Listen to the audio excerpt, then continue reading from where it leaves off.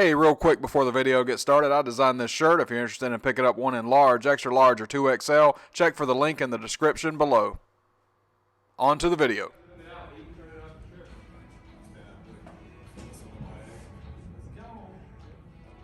Don't tell me it's dead. Oh, you said oh, hell no. Is it dead? It's dead for real?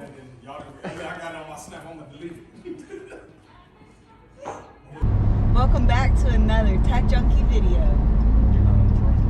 Yes, I am. You said I wasn't in front last time when you watched on the big TV. There my pretty face was. Welcome back to another Tech Junkie video. Jess's birthday's coming up and we bought her a Challenger for her birthday, my dream car for her birthday. And sure enough, the night we drove it off the lot, we had problems. Some kind of electrical malfunction. None of the sound was working. The blind spot alert sensors weren't working.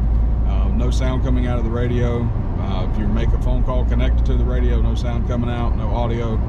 So we took it over the next morning and they transferred it to the local Dodge dealership where I bought my TRX. They've had the car for about the past 2 days. Not exactly the start you want when you buy your dream car. So we've gotten a call that the car is ready, so we're going to head on over and see what's going on with it and pick it up. Hopefully take it home today. All right, let's go pick this thing up. Hopefully it's nothing major, and they took care of it. Covered under warranty. Alrighty, everything looks great. Sounds good. Did Reed Lawyer take care of it? They're going to, as soon as they call back. So. How much was it? $344. Mostly labor, probably. Yeah. Let me give you this copy. That's your copy there. And it was only $95, and then labor's $90 for the battery. But yeah, everything is good to go now. There's the bill. Cool deal. Thank you. Absolutely. Here's your kit paperwork. Key fob chip was bad. They replaced it. Blown fuse. They replaced it. $317 total. Reed Lawyer's putting the foot in the bill. Manufacturer warranty expired 2 weeks ago. So now we can go pick it up. You ready? Yes. Bars. Next up, Durango Hellcat. Shit, I wish.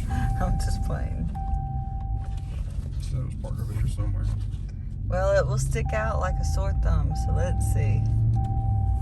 Will not be hard to find the baby.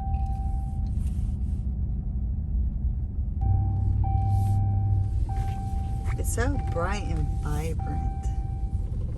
I can't wait to take it to the beach. No. All right, back in business. So we've owned this car for 3 days now and only had it for about 12 hours of that 3 days. Oh, electrical components.